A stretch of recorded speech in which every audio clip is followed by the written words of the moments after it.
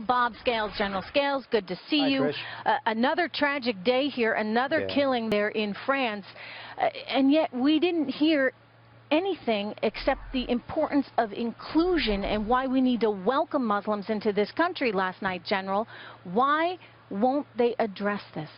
Yeah, you know, I've thought about this a lot, Trish. As you know, I'm a historian. I think a lot of it has to do with the West. By this, I mean Europe and the United States, the progressives. I think there's guilt here. I think on the progressive side of the political scale, there's a certain feeling that maybe we're responsible for this. Maybe invading Iraq, or perhaps being a colonial power, or perhaps not sharing our wealth with those young men in the Middle East is somehow causing this to happen.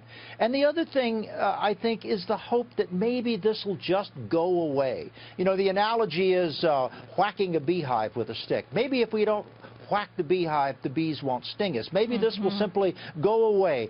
Those progressives in the West hate to think of the idea of taking on ISIS, even mentioning ISIS, of literally declaring war against an entity, Trish, that has already declared war against us.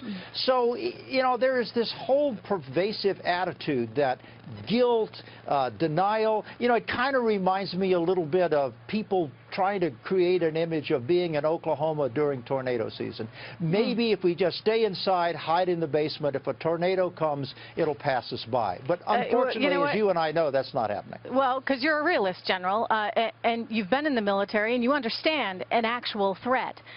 Right. Is this the problem right now with the left, that they just don't want to admit a threat because they're like the kid that's getting picked on the playground, but they refuse to fight back. And if you don't fight back, the problem keeps growing and growing and growing, and this is what we're dealing with now. What would you recommend, General? What do we need to do to get rid of this threat? I've said this on Fox perhaps 2,000 times, and I'll continue to say it because I've never been wrong in this. You have to cut out the heart and chop off the head of the psychological entity that is driving this horrible set of atrocities throughout the Western world. You have to break the back of ISIS. You have to defeat them in their homeland. You have to... So Syria, get rid of the caliphate. Get rid of the caliphate, but get rid of the heart of the caliphate. That's Raqqa and Mosul and all the cities that they own right now. That's their And what about the collateral damage that Americans are so worried about? Well, yeah, but this is war, Trish.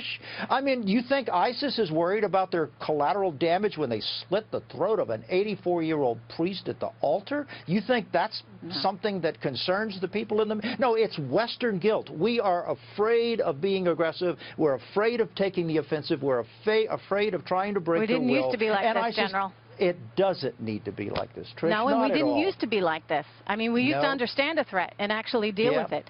Hitler Very different knew about times. that. General Scales, thank you so much. Good to have you here today. Thank you, Trish.